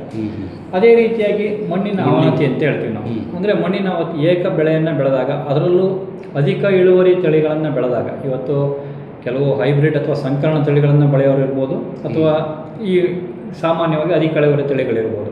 ಇವೆಲ್ಲವೂ ರಸಗೊಬ್ಬರಗಳು ಅಥವಾ ನೀರಿಗೆ ಭಾಳ ಚೆನ್ನಾಗಿ ಸ್ಪಂದಿಸ್ತಾ ಹೋಗ್ತವೆ. ಆದರೆ ಪದೇ ಪದೇ ಆ ಒಂದು ರಸಗೊಬ್ಬರಗಳನ್ನು, ರಾಸಾಯನಿಕಗಳನ್ನು ನಾವು ಮಣ್ಣಿನ ಮೇಲೆ ಬಳಸೋದ್ರಿಂದ ಏನಾಗುತ್ತೆ, ಆ ಮಣ್ಣಿನಲ್ಲಿ ಹಲವಾರು ಮಣ್ಣಿನ ಕಣ ರಚನೆ ಇರ್ಬೋದು, ನೀರಿನ ತೇವಾಂಶವನ್ನು ಹಿಡಿದಿಟ್ಕೊಳ್ಳೋ ಶಕ್ತಿ ಇರ್ಬೋದು, ಮಣ್ಣಿನಲ್ಲಿ ಸೂಕ್ಷ್ಮಾಣುಜೀವಿಗಳ ವಾಸ ಮಾಡೋದಿರ್ಬೋದು, ಇವೆಲ್ಲವಕ್ಕೂ ಅವು ಅಡಚಣೆಯನ್ನು ಮಾಡ್ತಾ ಇರ್ತವೆ. ಹಾಗಾಗಿ ನಮ್ಮ ಮಣ್ಣಿನ ಗುಣಮಟ್ಟ ಕುಸಿತವನ್ನು ಕಾಣ್ತಾ ಇರುತ್ತೆ. ಈಗಾಗಲೇ ನಮ್ಮ ದೇಶದಲ್ಲಿ 37% ಮಣ್ಣು, ನಾವೇನು ಕೃಷಿಯೋಗ್ಯ ಭೂಮಿ ಇತ್ತು ಅದರಲ್ಲಿ ಈ ಅವನತಿಯನ್ನು ನಾವು ಗಮನಿಸ್ತಾ ಇದ್ದೀವಿ, ಅಧ್ಯಯನಗಳು ಹೇಳ್ತಾ ಇದ್ದಾವೆ. ಹಾಗಾಗಿ ಅಂತಹ ಒಂದು ಪದ್ಧತಿಯನ್ನು ನಾವು ಇವತ್ತು ಬಿಡಲೇಬೇಕಾದಂಥ ಅನಿವಾರ್ಯತೆ ನಮಗಿರೋದು. ಅದೇ ರೀತಿಯಾಗಿ ಇನ್ನು ಮಾರುಕಟ್ಟೆಯ ಒಂದು ಸಂಚಲನ ಇವತ್ತು ನಾವು ನೋಡ್ತಾ ಇದ್ದೀವಿ. ಮಾರುಕಟ್ಟೆ ಕೆಲವು ಸರಿ ಭಾಳ ಬೇಡಿಕೆ ಇರುತ್ತೆ ಯಾವುದೇ ಒಂದು ಧಾನ್ಯಕ್ಕೆ, ಎಲ್ಲರೂ ಅದನ್ನೇ ಬೆಳೀತಾ ಹೋಗ್ತಾರೆ. ಯಾವಾಗ ಬೆಳೆ ಜಾಸ್ತಿ ಬರ್ತಾ ಹೋಗುತ್ತೆ, ಬೇಡಿಕೆ ಕುಸಿತ ಆಗ್ತಾ ಇರುತ್ತೆ. ಅದೇ ರೀತಿಯಾಗಿ ನಾವು ಹಲವಾರು ಬೆಳೆಗಳನ್ನು ನಾವು ಬೆಳ್ಕೊಂಡಿದ್ವಿ ಅಂತ ಹೇಳಿದ್ರೆ, ಒಂದು ಯಾವುದರಲ್ಲಾದರೂ ಕುಸಿತ ಆಯಿತು, ಬೆಲೆ ಕುಸಿತ ಆದರೂ ಮತ್ತೊಂದು ಅದನ್ನು ನಾವು ಬೆಳೆಯಲ್ಲಿ ನಾವು ಅದನ್ನು ತೆಕ್ಕೊಳ್ಳಿಕ್ಕೆ ಬರಲಿಕ್ಕೆ ಸಾಧ್ಯ ಆಗುತ್ತೆ. ಹಾಗಾಗಿ ಆ ಒಂದು ಮಾರುಕಟ್ಟೆಯನ್ನು ದೃಷ್ಟಿಯಲ್ಲಿ ಇಟ್ಕೊಂಡ್ರೂ ಸಹ ನಮಗೆ ವೈವಿಧ್ಯವಾದಂಥ ಬೆಳೆಗಳು ನಮ್ಮ ಭೂಮಿಯಲ್ಲಿ ಇರಬೇಕಾಗುತ್ತೆ. ಅದೇ ರೀತಿ ಇವತ್ತು ತಾಪಮಾನ ಹೆಚ್ಚಳ, ಇವತ್ತು ಯಾವುದೇ ಒಂದು ಇತ್ತೀಚೆಗೆ ಸಾಂಪ್ರದಾಯಿಕ ಬೆಳೆಗಳು ಹಲವಾರು ಭಾಗದಲ್ಲಿ ಬರ್ತಾ ಇದೆ, ಆದರೆ ಏರ್ತಾ ಇರ್ತಕ್ಕಂಥ ಒಂದು ವಾತಾವರಣದಿಂದ ಏನಾಗ್ತಾ ಇದೆ, ಅಲ್ಲಿ ಇವತ್ತು ನಾವು ಕೇಳ್ತಾ ಇದ್ದೀವಿ, ವಿಶೇಷವಾಗಿ ತೋಟಗಾರಿಕೆ ಬೆಳೆಗಳಲ್ಲಿ ಉಷ್ಣಾಂಶ ಜಾಸ್ತಿ ಆಗ್ತಾ ಅದರಲ್ಲಿ ಪರಾಗಸ್ಪರ್ಶ ಕಡಿಮೆ ಆಗ್ತಾ ಇದೆ. ಯಾವಾಗ ಬೇಗ ಅಂದರೆ ಅದರಲ್ಲಿರ್ತಕ್ಕಂಥ ಪರಾಗಗಳು ಬೇಗ ಒಣಗೋಗ್ತಾ ಇದೆ. ಪರಾಗಗಳು ಬೇಗ ಒಣಗೋದ್ರಿಂದ ಅಥವಾ ಶಲಾಕಾಗ್ರಗಳ ಅದರಲ್ಲಿ ತೇವಾಂಶ ಇಲ್ಲದೆ ಪರಾಗಗಳನ್ನು ಆಕರ್ಷಣೆ ಮಾಡ್ತಕ್ಕಂಥ ಶಕ್ತಿ ಕಡಿಮೆ ಆಗೋದ್ರಿಂದ ಹೆಚ್ಚಿನ ಗುಣಮಟ್ಟದ ಉತ್ಪನ್ನ ಅಥವಾ ಅಧಿಕ ಪ್ರಮಾಣದ ಉತ್ಪನ್ನವನ್ನು ಬೆಳೀಲಿಕ್ಕೆ ಆಗ್ತಾ ಇಲ್ಲ. ಸೊ ಅಂತಹ ಒಂದು ಸಂದರ್ಭದಲ್ಲಿ ನಮಗೇನಾಗ್ತಾ ಇದೆ, ಅವು ಇಳುವರಿ ಕುಂಠಿತ ಆಗ್ತಾ ಇರೋದನ್ನು ನಾವು ನೋಡ್ತಾ ಇದ್ದೀವಿ. ಹಾಗಾಗಿ ಬದಲಾಗ್ತಾ ಇರ್ತಕ್ಕಂಥ ವಾತಾವರಣಕ್ಕೆ ಸೂಕ್ತವಾಗಿ ಆ ತಾಪಮಾನವನ್ನು ತಡ್ಕೊಳ್ತಕ್ಕಂಥ ಶಕ್ತಿ ಇರುವಂಥ ಬೆಳೆಗಳು ಅಥವಾ ತಳಿಗಳನ್ನು ನಾವು ಬಳಸಬೇಕಾದಂಥ ಅನಿವಾರ್ಯತೆ ನಮಗೆ ಇವತ್ತು ಜಾಸ್ತಿ ಆಗ್ತಾ ಇದೆ. ಇವತ್ತು ನಮ್ಮ ಸಮೀಪದ ಕೃಷಿ ವಿಶ್ವವಿದ್ಯಾಲಯಗಳೆಲ್ಲವೂ ಇವತ್ತಿನ ಆ ದಿಶೆಯಲ್ಲೇ ಕೆಲಸ ಮಾಡ್ತಾ ಇರೋದು. ಎಲ್ಲ ಸಂಶೋಧನಾ ಕೇಂದ್ರಗಳು ಈ ಒಂದು ತಾಪಮಾನಕ್ಕೆ ಸಹಿಷ್ಣುವಾಗಿರ್ತಕ್ಕಂಥ ಬೆಳೆಗಳು, ಬರ ಸಹಿಷ್ಣು ಬೆಳೆಗಳು, ಈ ರೀತಿಯಾದಂತಹ ತಳಿಗಳನ್ನು ಅಭಿವೃದ್ಧಿಪಡಿಸ್ತಾ ಇದ್ವಿ. ಹಾಗಾಗಿ ಅಂತಹ ತಳಿಗಳ ಆಯ್ಕೆಗೆ ರೈತರು ಹೋಗಬೇಕು. ಸಾಂಪ್ರದಾಯಿಕ ತಳಿಗಳನ್ನು ಬಿಟ್ಟು ಇವುಗಳಿಗೆ ಒಲವು ತೋರಿಸೋದು ಭಾಳ ಮುಖ್ಯ ಆಗುತ್ತೆ. ಅದೇ ರೀತಿಯಾಗಿ ಈ ಒಂದು ಏಕದಳ ಬೆಳೆ ಅಥವಾ ಸಾಂಪ್ರದಾಯಿಕ ಬೆಳೆಗಳಿಗೆ ಕೀಟ ರೋಗಗಳ ಬಾಧೆನೂ ಸಹ ಜಾಸ್ತಿ ಆಗ್ತಾ ಇದೆ, ದಿನದಿಂದ ದಿನಕ್ಕೆ ಏರ್ತಾ ಇದೆ. ಹಾಗಾಗಿ ನಾವು ಬೆಳೆಯ ಪರಿವರ್ತನೆ ಅನಿವಾರ್ಯ ಆಗ್ತಾ ಇರ್ತಕ್ಕಂಥದ್ದನ್ನು ನಾವು ಇವತ್ತು ಕಾಣ್ತಾ ಇದ್ದೀವಿ. ಸೊ ಇಷ್ಟೆಲ್ಲ ಒಂದು ನಾವು ಅವಕಾಶಗಳು ಇರೋದ್ರಿಂದ ಇವತ್ತು ಬೇರೆ ಬೇರೆ ರೀತಿಯಲ್ಲಿ ಆ ಒಂದು ಬೆಳೆ ಪರಿವರ್ತನೆಯನ್ನು ನಾವು ಅಳವಡಿಸ್ಕೊಳ್ತಕ್ಕಂತಹ ಪರಿಸ್ಥಿತಿಯಲ್ಲಿ ನಾವಿದ್ದೇವೆ. ಅಂದರೆ ಈ ಎಲ್ಲ ಕಾರಣಗಳಿಗಾಗಿ ನಾವು ಪರ್ಯಾಯ ಬೆಳೆ ಯೋಜನೆಗೆ ಹೋಗಬೇಕು. ಅದು ರೈತರಿಗೆ ಅನುಕೂಲ, ಮತ್ತು ನಮಗೆ ಬೇಕಾಗುವಂತಹ ಕಚ್ಚಾ ಸಾಮಗ್ರಿಗಳನ್ನು ನಮ್ಮಲ್ಲೇ ಉತ್ಪಾದನೆ ಮಾಡಿಕೊಳ್ಳೋಕ್ಕೆ ಸಹಾಯಕವಾಗ್ತದೆ ಅನ್ನೋದು ಒಂದು ಕಾರಣ. ಎರಡನೇದು, ಯಾವುದೇ ಹವಾಮಾನದ ವೈಪರೀತ್ಯಗಳಾದರೂ ಸಹಿತ ಅದನ್ನ ಎದುರಿಸಲಿಕ್ಕೆ ನಾವು ಸಿದ್ಧರಾಗ್ತೀವಿ ಅನ್ನೋದು. ಜೊತೆಗೆ ನಮ್ಮ ಭೂಮಿಯನ್ನು ಸಹಿತ ಸುದೀರ್ಘ ಕಾಲದವರೆಗೆ ಉಳಿಸ್ಕೊಳ್ಳೋಕ್ಕೂ ಒಂದು ಸಹಾಯಕವಾಗ್ತದೆ ಅಂತಕ್ಕಂಥದ್ದು. ಈ ಪರ್ಯಾಯ ಬೆಳೆ ಪದ್ಧತಿಗಳು, ವಿಧಗಳು ಏನೇನಿದೆ ಸರ್? ಏನೇನು ರೈತರು ಮಾಡಲಿಕ್ಕೆ ಸಾಧ್ಯತೆ ಇದೆ? ಇವೆಲ್ಲವೂ ಏನು ಹೊಸದಲ್ಲ. ಈ ಪದ್ಧತಿ ಅಥವಾ ವಿಧಗಳು ಅಂತ ಹೇಳ್ತಕ್ಕಂಥದ್ದು ಏನು ಹೊಸದೇನಿಗೆ ಬಂದಿದ್ದಂಥದ್ದೇನಲ್ಲ. ಈಗ ನಮ್ಮ ರೈತರು, ನಮ್ಮ ಹಿರಿಯರು ಮಾಡ್ಕೊಂಡು ಬಂದಿರ್ತಕ್ಕಂಥದ್ದೇ. ಮಧ್ಯದಲ್ಲಿ ಒಂದಷ್ಟು ನಾವು ಬಿಟ್ಟಿದ್ವಿ, ಅದನ್ನು ಮತ್ತೆ ಮಾಡಬೇಕು. ಯಾವುದ್ಯಾವುದನ್ನು ಮಾಡಬೇಕು? ಮೊದಲನೇದಾಗಿ ಬೆಳೆ ಪರಿವರ್ತನೆ ಅಂತ ಹೇಳ್ತೀವಿ, ಬದಲಾಯಿಸ್ತಕ್ಕಂಥದ್ದು ಬೆಳೆಗಳನ್ನು. ಈಗ ಏಕದಳದಿಂದ ದ್ವಿದಳಕ್ಕೆ, ದ್ವಿದಳದಿಂದ ಎಣ್ಣೆಕಾಳು ಬೆಳೆಗಳಿಗೆ, ಈ ರೀತಿಯಾಗಿ ಬೆಳೆ ಪರಿವರ್ತನೆ ಅಂತ ಹೇಳ್ತೀವಿ. ಮುಖ್ಯವಾಗಿ ಇದು ನಮ್ಮಲ್ಲಿ ಬರ್ತಕ್ಕಂತಹ ರೋಗ ಕೀಟಗಳನ್ನು ನಿಯಂತ್ರಣ ಮಾಡಲಿಕ್ಕೆ. ಏಕವಾಗಿ ಒಂದೇ ಬೆಳೆಯನ್ನು ಬೆಳೆದ್ರೆ ಈ ಒಂದು ಬೆಳೆಗೆ ಬಂದಂತಹ ಕೀಡೆಗಳ ಮೊಟ್ಟೆ ಮತ್ತು ಮರಿಗಳು ಮುಂದಿನ ಬೆಳೆಗೆ ಬರ್ತವೆ, ಅದರಿಂದ ಮತ್ತೆ ಮುಂದುವರಿತದೆ. ಆ ಒಂದು ಚಕ್ರವನ್ನು ನಾವು ಎಲ್ಲಾದರೂ ಒಂದು ಕಡೆ ನಿಲ್ಲಿಸ್ಬೇಕಂತ ಹೇಳಿದ್ರೆ ಬೇರೆ ಥರದ ಬೆಳೆಗಳನ್ನು ಬೆಳೆದಾಗ, ಈಗ ಭತ್ತಕ್ಕೆ ಬರ್ತಕ್ಕಂಥ ಕೀಟಗಳೇ ಬೇರೆ, ಅಲಸಂದೆ, ಉದ್ದು, ತೊಗರಿಗೆ ಬರ್ತಕ್ಕಂಥ ಕೀಟಗಳೇ ಬೇರೆ. ಹಾಗಾಗಿ ಅವುಗಳ ಒಂದು ಜೀವನ ಚಕ್ರ ಅಲ್ಲಿಗೆ ನಿಲ್ಲುತ್ತೆ. ಹಾಗಾಗಿ ಬೆಳೆ ಪರಿವರ್ತನೆ ಅಂತ ಹೇಳ್ತೀವಿ ನಾವು. ಅದೇ ರೀತಿಯಾಗಿ ಅಂತರ ಬೆಳೆ, ಏಕಕಾಲದಲ್ಲಿ 2 ಬೆಳೆಗಳನ್ನು ಬೆಳೀತಕ್ಕಂಥ, 2 ಅಥವಾ 3 ಬೆಳೆಗಳನ್ನು ನಿರ್ದಿಷ್ಟವಾದ ಸಾಲುಗಳಲ್ಲಿ ಬೆಳೀತಾ ಹೋಗ್ತಕ್ಕಂಥದ್ದು. ಅಂದರೆ ಒಂದು ಬೆಳೆ ಯಾವುದೋ ಒಂದು 2-3 ಸಾಲಲ್ಲಿದ್ದರೆ ಅಲ್ಲಿ ಕೀಟಗಳು ಆರಂಭ ಆದರೆ ಮತ್ತೆ ಅದರ ಪಕ್ಕದಲ್ಲಿರ್ತಕ್ಕಂಥ ಮತ್ತೆ ಒಂದು ಬೇಲಿ ಥರ ಬರುತ್ತೆ ಅಂತರ ಬೆಳೆ ಹಾಕಿದಾಗ ಮಧ್ಯದ ಪಟ್ಟಿಯಲ್ಲಿ. ಹಾಗಾಗಿ ಒಂದು ಬೆಳೆಯಿಂದ ಮತ್ತೊಂದು ಬೆಳೆಗೆ ಹೋಗುವಂಥ ಅವಕಾಶಗಳು ಕಡಿಮೆ ಆಗುತ್ತೆ. ಒಂದು ಬೆಳೆಯಲ್ಲಿ ನಷ್ಟ ಆದರೂ ಮಗ್ಗಲಲ್ಲಿರ್ತಕ್ಕಂಥ ಮತ್ತೊಂದು ಬೆಳೆ ರೈತನ ಕೈ ಹಿಡಿಯುತ್ತೆ. ಇದು ಅಂತರ ಬೆಳೆ ಅಂತ ಹೇಳ್ತೀವಿ. ಕೆಲವು ರೈತರಿಗೆ ಈ ಒಂದು ಅನುಪಾತವನ್ನು ಇಡ್ಲಿಕ್ಕಾಗಲ್ಲ, ಸಾಲುಗಳು, ನಿರ್ದಿಷ್ಟ ಸಾಲುಗಳು ಆ ಥರ ಇಡ್ಲಿಕ್ಕಾಗಲ್ಲ.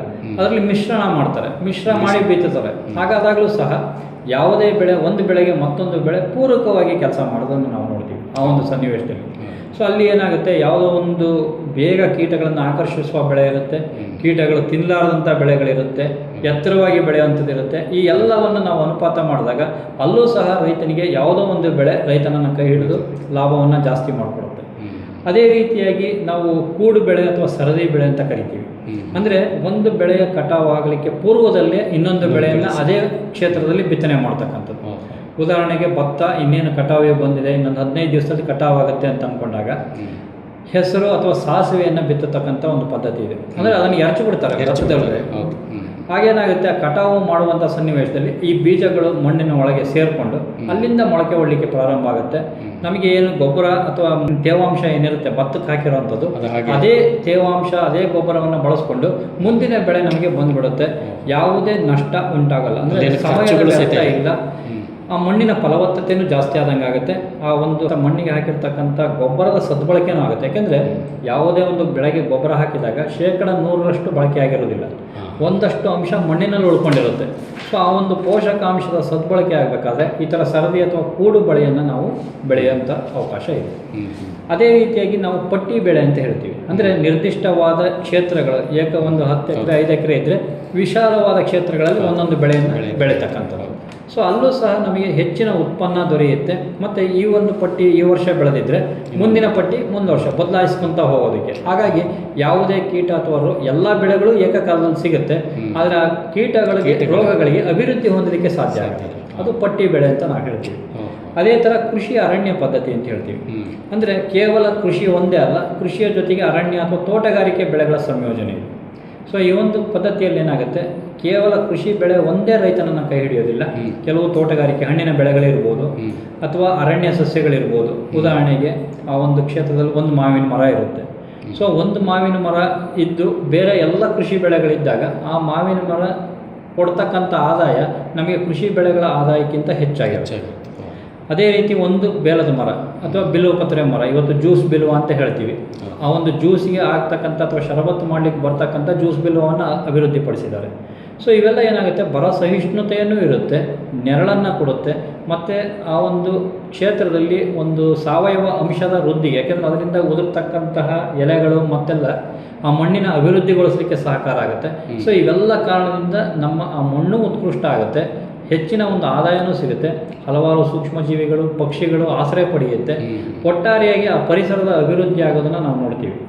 ಅದೇ ರೀತಿಯಾಗಿ ಹಲವಾರು ಅರಣ್ಯ ಸಸ್ಯಗಳು ಅಂತ ಹೇಳ್ತೀವಿ ನಾವು. ಅವಾಗ ಇವತ್ತು ಗ್ಲಿರಿಸಿಡಿಯಾ ಇರ್ಬೋದು, ಬೇರೆಲ್ಲ ಸಸ್ಯಗಳೇನಾಗುತ್ತೆ, ಹೊಂಗೆ, ಬೇವು ಇಂಥವೆಲ್ಲ ನಮ್ಮ ಒಂದು ಕ್ಷೇತ್ರದಲ್ಲಿದ್ದರೆ ಸಾವಯವದ ಅಂಶವನ್ನು ವೃದ್ಧಿಸ್ಕೊಳ್ಳಿಕ್ಕೆ, ಮತ್ತು ಇವತ್ತು ಸಾವಯವ ಕೃಷಿ ಮಾಡ್ತಕ್ಕಂಥ ರೈತರು ದಶಪರ್ಣಿ ಕಷಾಯ ಅಂತೇಳಿ ಮಾಡ್ತಾರೆ, ನೀಮಾಸ್ತ್ರ ಅಂತ ಮಾಡ್ತಾರೆ, ಅಗ್ನ್ಯಾಸ್ತ್ರ ಅಂತ ಮಾಡ್ತಾರೆ. ಅವಕ್ಕೆ ಬೇಕಾದಂಥ ಹಲವಾರು ಏನು ಪರಿಕರಗಳು ಬೇಕೋ, ಒಳಸರಿಗಳು ಬೇಕೋ, ಅವೆಲ್ಲವೂ ನಮ್ಮ ಕ್ಷೇತ್ರದ ಬದುಗಳಲ್ಲಿ ನಮಗೆ ಲಭ್ಯ ಆಗುತ್ತೆ. ಸೊ ಇವೆಲ್ಲ ಪದ್ಧತಿಗಳು ಇದರಲ್ಲಿ ಯಾವುದು ರೈತನಿಗೆ ಲಾಭ ಆಗುತ್ತೋ, ಯಾವುದನ್ನು ಸಂಯೋಜನೆ ಮಾಡಲಿಕ್ಕೆ ಸಾಧ್ಯ ಆಗುತ್ತೋ, ಇಷ್ಟನ್ನೂ ಮಾಡಿ ಅಂತ ಹೇಳೋಕ್ಕಾಗಲ್ಲ. ಅವರವರಿಗೆ ತಕ್ಕಂತೆ ಈ ವಿಧಗಳಲ್ಲಿ ತಮಗೆ ಯಾವುದು ಲಾಭ ಆಗುತ್ತೋ ಆ ಪದ್ಧತಿಯನ್ನು ರೈತರು ಅನುಸರಿಸ್ಕೊಳ್ಳಿಕ್ಕೆ ಸಾಧ್ಯ ಆಗುತ್ತೆ. ಸರ್, ಇದನ್ನೇ ಗಮನದಲ್ಲಿ ಇಟ್ಕೊಂಡು ನಾವು ನೋಡೋದಾದರೆ ನಮ್ಮ ಕೊಪ್ಪಳ ಜಿಲ್ಲೆ ಮತ್ತು ವಿಜಯನಗರ ಜಿಲ್ಲೆ ಇವೆರಡು ಜಿಲ್ಲೆಗಳನ್ನು ಗಮನದಲ್ಲಿ ಇಟ್ಕೊಂಡು, ಒಂದು ಕಡೆ ಅಚ್ಚುಕಟ್ಟು ಪ್ರದೇಶ ಇದೆ, ಒಂದು ಕಡೆಗೆ ಒಣ ಬೇಸಾಯ ಅದು ಭೂಮಿ ಇದೆ. ರೈತರು ಯಾವುದನ್ನು ಸರಿಯಾಗಿ ಅನುಸರಿಸಬೇಕು? ಯಾಕಂದರೆ ಈಗ ಒಂದು ಕಡೆಗೆ ಮುಂಗಾರಿನ ಕೊರತೆ ಆಗ್ತಾಯಿದೆ, ಮುಂದೆಯೂ ಸಹಿತ ಮಳೆಯ ಅಭಾವಗಳಿದೆ ಅಂತ ಹೇಳ್ತಾ ಇದ್ದಾರೆ.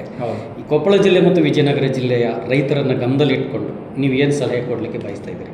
ಈಗಾಗಲೇ ಹಲವಾರು ಭಾಗದಲ್ಲಿ ಕೆಲವನ್ನ ನಾವು ಮುಖ್ಯವಾಗಿ ನಾವು ಬೆಳೆ ಪರಿವರ್ತನೆ ಅಥವಾ ಈ ಹಂತದಲ್ಲಿ ನಾವು ಗಮನ ಹರಿಸ್ಕೊಳ್ಳೋದಾದರೆ, ಎಲ್ಲೆಲ್ಲಿ ಈಗಾಗಲೇ ಬಾಡ್ತಾ ಇದೆ ಬೆಳೆಗಳು, ಮುಖ್ಯವಾಗಿ ಅವುಗಳನ್ನು ಕಾಪಾಡ್ಕೊಳ್ಳೋದು ಭಾಳ ಮುಖ್ಯ. ಈಗಾಗಲೇ ರೈತರು ಭಾಳಷ್ಟು ಹಣವನ್ನು ವ್ಯಯ ಮಾಡಿದ್ದಾರೆ. ಹಾಗಾಗಿ ಟ್ಯಾಂಕರ್ ಮೂಲಕ ತಂದು ನೀರು ಹಾಕ್ತಾ ಇದ್ದಾರೆ. ಅಂಥ ಸಂದರ್ಭಗಳಲ್ಲಿ 2% ಒಂದು ಯೂರಿಯಾ ದ್ರಾವಣವನ್ನು ಸಿಂಪಡಣೆ ಮಾಡ್ಬೋದು, ಅಥವಾ ಕ್ಯಾಲ್ಶಿಯಂ ಕ್ಲೋರೈಡ್ 2% ಕ್ಯಾಲ್ಶಿಯಂ ಕ್ಲೋರೈಡ್ ದ್ರಾವಣ ಅಥವಾ ಯೂರಿಯಾ ದ್ರಾವಣವನ್ನು ಸಿಂಪಡಣೆ ಮಾಡೋದ್ರಿಂದ ಇನ್ನೊಂದು ವಾರ 10 ದಿವಸ ಅವುಗಳ ಜೀವನವನ್ನು ನಾವು ಎಕ್ಸ್ಟೆಂಡ್ ಮಾಡಲಿಕ್ಕೆ ಅವಕಾಶ ಆಗುತ್ತೆ, ಅವುಗಳನ್ನು ವಿಸ್ತರಿಸಲಿಕ್ಕೆ ಅವಕಾಶ ಆಗುತ್ತೆ. ಅಷ್ಟರೊಳಗೆ ಮಳೆ ಬರ್ಬೋದು ಅನ್ನುವಂಥ ಒಂದು ಆಶೆ ನಮಗೆ ಮನುಷ್ಯರಿಗೆ ಓ ಆರ್ ಎಸ್ ಕೊಟ್ಟಂಗೆ ಅದು ಒಂದು ಭಾಳ ಮುಖ್ಯ. ಎರಡನೇದು, ಸಾವಯವ ಕೃಷಿ ಅನ್ನೋದು ರೈತರ ಕೈ ಹಿಡಿಯುವಂಥ ಕೃಷಿ. ಈಗ ಈ ಮಣ್ಣಿನಲ್ಲಿ ತೇವಾಂಶವನ್ನು ನಾವು ಕಾಪಾಡ್ಕೊಳ್ಬೇಕಾದ್ರೆ ಯಥೇಚ್ಛವಾಗಿ ಸಗಣಿ ಗೊಬ್ಬರ ಅಥವಾ ಎರೆಹುಳ ಗೊಬ್ಬರವನ್ನು ಮೊದಲಿಗೆ ಬಳಸಿರಬೇಕು ಯಾವುದೇ ಒಂದು ಬೆಳೆ ಹಾಕಲಿಕ್ಕೆ. ಈಗ ಕಾಲ ಮಿಂಚಿದೆ ಅಂತ ಹೇಳುವಂಥದ್ದು ಭಾಳಷ್ಟು ಕಾಣುತ್ತೆ. ಅಂಥ ಸಂದರ್ಭಗಳಲ್ಲಿ ನಮ್ಮ ರೈತರ ಕೈ ಹಿಡಿತಕ್ಕಂಥದ್ದು ಈ ಮಣ್ಣಿಗೆ ಹೊದಿಕೆ, ನೀರಿನ ತೇವಾಂಶವನ್ನು ಕಾಪಾಡಿಕೊಳ್ಳಿಕ್ಕೆ ಬೆಳೆಯ ತ್ಯಾಜ್ಯಗಳನ್ನು, ಯಾವುದೇ ಒಂದು ಕೃಷಿ ತ್ಯಾಜ್ಯಗಳನ್ನು ಬೆಳೆಯ ಸಾಲುಗಳ ಮಧ್ಯೆ ಹಾಕಿ ಆ ತೇವಾಂಶವನ್ನು ಕಾಪಾಡ್ಕೊಳ್ಳೋದು ಭಾಳ ಮುಖ್ಯ ಆಗುತ್ತೆ. ಸೊ ಅದರಲ್ಲಿ ನಾವು ಹಳೆಯ ಪಳೆಯುಳಿಕೆಗಳು, ತ್ಯಾಜ್ಯಗಳಿರ್ಬೋದು, ಅಥವಾ ಈ ಸಜ್ಜೆ ಅಥವಾ ಅದನ್ನಾದರೂ ಹಾಸ್ಬೋದು. ಅದನ್ನು ಮಾಡಿ ಸಹ ತೇವಾಂಶವನ್ನು ಕಾಪಾಡ್ಕೊಳ್ಬೋದು. ಅಲ್ಲದೆ ಸಡಿಲವಾಗಿ ಮೇಲ್ಮಣ್ಣನ್ನು ಸಡಿಲಗೊಳಿಸೋದ್ರಿಂದ ಕೆಳಪದರಗಳಲ್ಲಿರ್ತಕ್ಕಂಥ ತೇವಾಂಶವನ್ನು ಕಾಪಾಡ್ಕೊಳ್ಳಿಕ್ಕೆ ಅವಕಾಶ ಆಗುತ್ತೆ. ಇದು ಈ ಹಂತದಲ್ಲಿ ಮಾಡುವಂಥದ್ದು. ಇನ್ನು ಈಗ ನಮಗೆ ಇವತ್ತಿಗೆ ಇನ್ನು ಈ ಜುಲೈ ಮುಗಿಯೋ ತನಕ ಸಮಯ ಇರೋದ್ರಿಂದ ನಮ್ಮ ಕೊಪ್ಪಳ ಮತ್ತು ವಿಜಯನಗರ ಜಿಲ್ಲೆಯಲ್ಲಿ ಮುಂದಿನ ಬೆಳೆ ಯಾವುದನ್ನು ತಗೊಳ್ಬೇಕು ಅಂತ ನಿರ್ಧಾರ ಮಾಡಲಿಕ್ಕೆ ಅವಕಾಶ ಇನ್ನೂ ಇದೆ. ಹಾಗಾಗಿ ಇವತ್ತಿಗೆ ಏನಿದೆ ಆ ಬೆಳೆಗಳನ್ನು ಉಳಿಸ್ಕೊಳ್ಳೋದು ಮೊದಲನೇ ಪ್ರಾಮುಖ್ಯತೆ. ಎರಡನೇದು, ಇದು ಈಗ ಮಳೆ ಬರಲೇ ಇಲ್ಲ, ಮುಂದಿನ ಬೆಳೆಯಾಗಿ ಒಂದು ಕಡಿಮೆ ಅಂತರದ ಒಂದು ಹುರುಳಿಯನ್ನು ಹಾಕ್ಕೊಳ್ಳಿಕ್ಕೆ ಅವಕಾಶ ಇದೆ. ಇನ್ನು ನೀರಾವರಿ ಅಚ್ಚುಕಟ್ಟು ಪ್ರದೇಶಕ್ಕೆ ಹೋಗ್ತಕ್ಕಂಥ ರೈತರು ಭತ್ತ ಅಂತ ಅಂದ್ಕೊಂಡಿದ್ದಾರೆ. ಭತ್ತಕ್ಕೆ ನಮ್ಮ ಈಗಾಗಲೇ ನಾವು ತುಂಗಭದ್ರಾ ಅಣೆಕಟ್ಟಿನ ನೀರು ತುಂಬೋದ್ರ ಮೇಲೆ ನಿಂತಿದೆ ನಮ್ಮ ಭವಿಷ್ಯ. ಹಾಗಾಗಿ ಏನು ನಿರ್ಧಾರ ಆಗಬೇಕು ಅನ್ನೋದು ಜುಲೈ 31ರವರೆಗೆ ನಮಗೆ ಗೊತ್ತಾಗಲ್ಲ. ಅದು ಅಲ್ಲಿಯವರೆಗೆ ಉತ್ತಮವಾದಂಥ ಮಳೆ ಆಗಲಿ, ಯಾಕೆಂದರೆ ಇದು ತುಂಬ ಬೇಗ ಆಗುತ್ತೆ, ಅದನ್ನು ನಾವು ಪ್ರಿಡಿಕ್ಷನ್ ಮಾಡ್ಕೊಳ್ತಕ್ಕಂಥದ್ದು. ಒಳ್ಳೆಯ ಮಳೆಯನ್ನು ಒಳ್ಳೆಯ ಆಶಾಭಾವದಿಂದ ನಾವು ನಿರೀಕ್ಷೆ ಮಾಡೋಣ. ಹಾಗಾಗಿ ಒಂದು ವೇಳೆ ಅದು ಆಗಲಿಲ್ಲ ಅನ್ನೋ ಪಕ್ಷದಲ್ಲಿ ಪರ್ಯಾಯ ಬೆಳೆಗಳು, ಇವತ್ತು ನಮಗೆ ಭತ್ತಕ್ಕೆ ಪರ್ಯಾಯ ಬೆಳೆ ಒಂದು ಮೆಕ್ಕೆಜೋಳ ಆಗುತ್ತೆ ಅಥವಾ ಜೋಳ ಆಗುತ್ತೆ. ಹಿಂಗೆ ನಮಗೆ ಹೈಬ್ರಿಡ್ ಜೋಳ ನಾವು ಕಡಿಮೆ ನೀರನ್ನು ಕೇಳ್ತಕ್ಕಂಥದ್ದು, ಇಲ್ಲ ಅದರಲ್ಲಿ ಸಾಸಿವೆ, ಈ ಥರದ ಪರ್ಯಾಯ ಬೆಳೆಗಳಿಗೆ ನಾವು ಸೋಯಾ ಅವರೆ, ಈ ಥರದ ಬೆಳೆಗಳಿಗೆ ನಾವು ಪರ್ಯಾಯವಾಗಿ ಬಳಸ್ಕೊಳ್ಬೇಕಾಗತ್ತೆ. ಅದು ಆ ಒಂದು ಹಂತಕ್ಕೆ ಹೋಗೋದು ಬೇಡ, ಉತ್ತಮವಾದಂಥ ಮಳೆ ಇನ್ನು ಆಗಲಿ ಅನ್ನುವಂಥ ಭಾವನೆಯನ್ನು ನಾವು ನಿರೀಕ್ಷೆ ಮಾಡೋಣ. ಆದರೆ ಮಳೆ ಅಭಾವನ ಆಗ್ಬೋದು, ಬರ್ತದೆ ಹೋಗ್ತದೆ ಅನ್ನುವಂಥದ್ದು ಇದೆ. ಆದರೆ ಆದರೂ ಸಹಿತ ಕೆಲವೊಮ್ಮೆ ಏನು ಸರಾಸರಿಯಲ್ಲೂ ಸಹಿತ ಮಳೆಯ ಪ್ರಮಾಣದಲ್ಲಿ ಕೊರತೆ ಆಗ್ತಕ್ಕಂಥದ್ದು ತಜ್ಞರ ಒಂದು ಲೆಕ್ಕಾಚಾರ ಇನ್ನೂ ಹಾಗೆ ಇದೆ ಅಂತಕ್ಕಂಥದ್ದು. ಈ ನಿಟ್ಟಿನೊಳಗಡೆಗೆ ನಮ್ಮ ಈ ವಿಷಯಕ್ಕೆ ಮುಂದುವರಿಯೋಣ. ವಲಯವಾರು ಪರ್ಯಾಯ ಬೆಳೆಗಳನ್ನು ಆಯ್ಕೆ ಮಾಡಿಕೊಳ್ಳೋದ್ರಲ್ಲಿ ಯಾವ್ಯಾವುದು ಸೂಕ್ತ ಈಗ ನಿಮ್ಮ ಪ್ರಕಾರ ಅಂತ? ಈಗ ನಮ್ಮ ಕೊಪ್ಪಳ ಅಥವಾ ನಾವು ಇದಕ್ಕೆ ಅಂದ್ಕೊಂಡ್ರೆ ಈಗ ಪ್ರಮುಖ ಬೆಳೆ ನಮ್ಮಲ್ಲಿ ಹತ್ತಿ, ಭತ್ತ, ಕಬ್ಬು. ಹತ್ತಿ ಈಗಾಗಲೇ ಬಿತ್ತಿದ್ದಾರೆ, ಆದರೆ ಕಬ್ಬು ಕೆಲವು ಕಡೆ ಕ್ಷೇತ್ರದಲ್ಲಿದೆ, ಕೆಲವನ್ನ ಮುಂದೆ ನಾಟಿ ಮಾಡ್ತಕ್ಕಂಥ ಹಂತ. ಪ್ರಮುಖವಾಗಿ ಈಗ ನಾಟಿಗೆ ಬರ್ತಕ್ಕಂಥದ್ದು ಭತ್ತ.